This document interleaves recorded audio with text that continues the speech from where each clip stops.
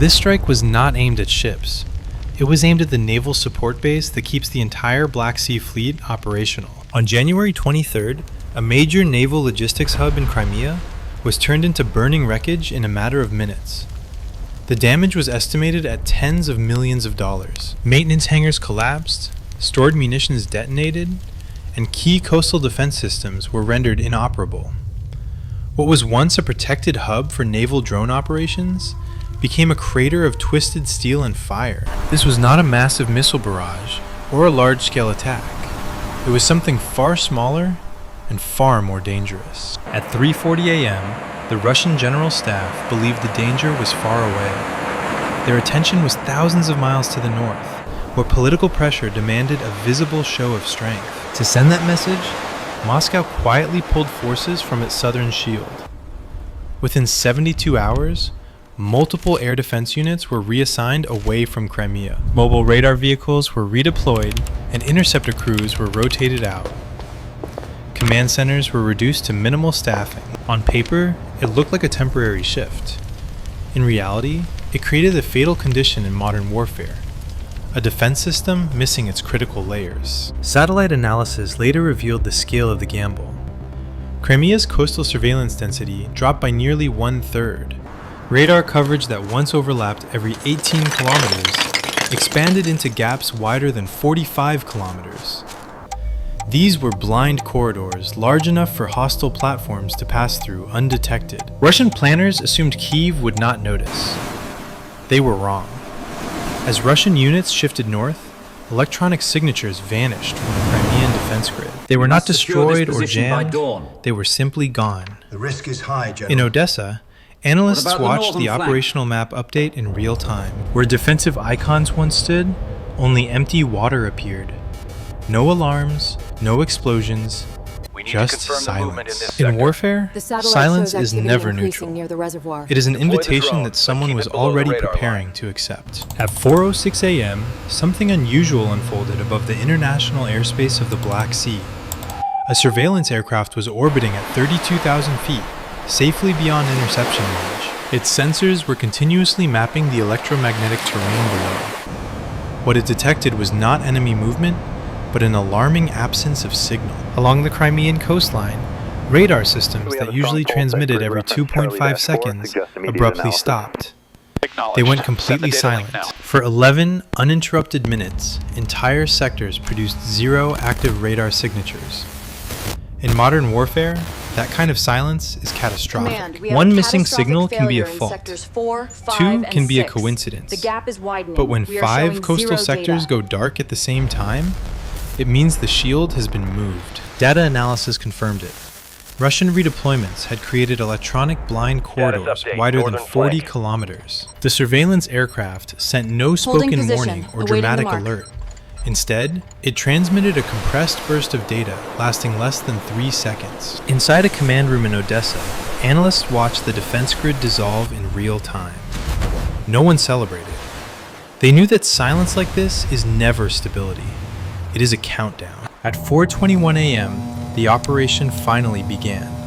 There was no radio chatter and no transmissions that Russian sensors could intercept. From a launch point more than 600 meters off the western Crimean coastline, a Mura 55C drone slipped into the waves. There would be no live control and no continuous signal. For the first phase, the vessel relied entirely on inertial navigation. It was guided only by preloaded vectors and internal gyroscopes. Every correction carried a risk. A deviation of more than 18 degrees would trigger an automatic mission termination. The sea was unstable, with swells reaching 1.8 meters, slamming into the hull. Each impact forced micro-corrections, pulling the craft off course by 3 to 6 degrees at a time. From the shore, the operator could not steer freely.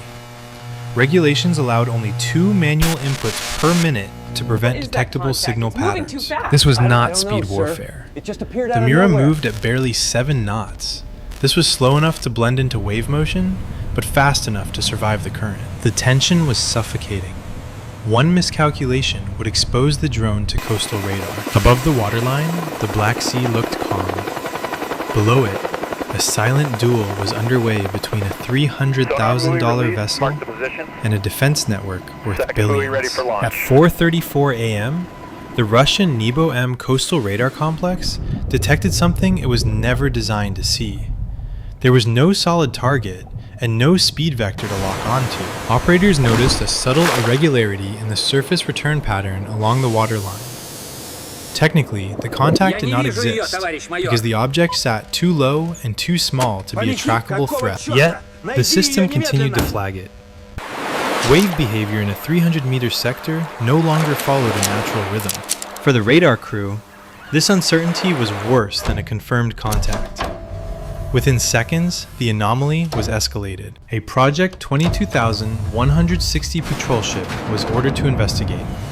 A Ka-27 Helix helicopter lifted off from the coastal pad to join the search. The aircraft accelerated to 140 knots, racing toward a target no one could properly describe. As sonar buoys splashed into the water, the Mira 55 reacted. Ballast systems engaged, flooding internal compartments and forcing the drone lower into the swell. Only its antenna and optical lens remained above the surface. Its visible profile dropped to less than 40 centimeters. On Russian screens, the anomaly vanished, and it was dismissed as a false alarm. At 4:52 a.m., the Mira 55 reached its final programmed waypoint. It drifted silently less than 30 meters from the Crimean shoreline. Internal hydraulics activated, releasing stored pressure. The dorsal panels split open with mechanical precision, exposing a pneumatic launch rail. The sea drone was no longer a delivery platform. It had become a carrier. Compressed gas fired, and the first Queen Hornet FP5 shot upward into the morning air. 3 more followed in rapid succession, each launch separated by less than 2 seconds. To anyone watching from shore, it looked like insects bursting from the water. These were not ordinary FPV drones. Each carried a fiber optic tether, a physical glass link, immune to jamming or signal suppression. While Russian electronic warfare units flooded the spectrum with noise, the Ukrainian operators received flawless imagery. They had 1080p video with near zero delay. Only now did the Coastal Defense Network react. Multiple low-altitude contacts appeared simultaneously, overwhelming the targeting logic. The system hesitated for critical seconds, trying to classify what it was seeing. By the time Russian operators understood the situation, the drones were already moving inland. At 4:54 a.m., the Russian Pantsir S-1 battery finally activated. Its radar locked onto 4 fast-moving objects flying below 60 meters. A 57 E-6 interceptor missile launched, destroying the lead drone mid-air. For a moment, the Russian operators felt confident. They activated high-powered jamming, meant to sever control links across dozens of kilometers. Under standard conditions, the remaining drones should have fallen instantly. They didn't. They traveled through fiber optic cable. Despite the electromagnetic storm, the operators continued receiving full-resolution video. The Pantsir vehicles stood exposed in perfect clarity. 2 drones veered away to divide the focus of the tracking radar. The third drone dropped low, skimming the terrain. The Pantsir fired its cannons, stitching the sky with tracer fire. The maneuver worked. The final drone broke through and struck the rotating radar unit directly. The blast shattered the antenna array. In less than a second, a sophisticated air defense system lost its sight. A blind weapon is no weapon at all. At 4:56 a.m., the Russian response turned desperate. A Project 21,980 Grachanok patrol boat surged out of the harbor at 30 knots. Its target was the Mira 55. The sea drone could not escape because sharp maneuvers would snap the fiber optic lines. The patrol boat closed fast, its 14.5mm machine guns opening fire. The operator faced a single decision: save the vessel or save the strike. He chose the strike. One remaining drone broke formation and turned back toward the attacker.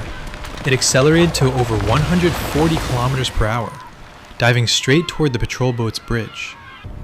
The impact did not sink the ship, but the blast concussed the crew and shattered the navigation systems. The chase was over. The path forward was suddenly clear. As the flames faded, the full scale of the destruction became visible. Entire sections of the base were reduced to twisted steel and scorched concrete. Material losses were estimated to exceed $90 million, but even that figure failed to capture the true damage. Money can be replaced, and facilities can be rebuilt. What vanished that night was something far more valuable: certainty. The base was a protected hub, yet it was neutralized by low-cost systems that slipped through its defenses. For the crews of the Black Sea Fleet, the implication was devastating. If a fortified harbor could be penetrated, then no anchorage was truly secure. The psychological shock spread rapidly through the command structure.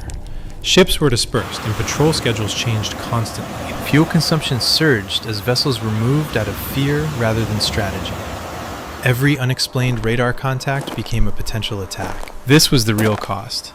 Not the millions of dollars burned, but the loss of confidence to stand still. Once a force begins reacting to shadows, it no longer controls the battlefield. It merely survives inside it. What happened here is a warning about the future of warfare. Technology is no longer measured by size or cost, but by imagination. When innovation moves faster than doctrine, even the strongest defenses can collapse in silence. The battlefield is changing, and this was only one glimpse of what comes next. So, what do you think? Does the Black Sea Fleet still have a future, or has modern warfare already made it obsolete? Share your thoughts in the comments. To stay ahead of the next battlefield shift, make sure to like and subscribe.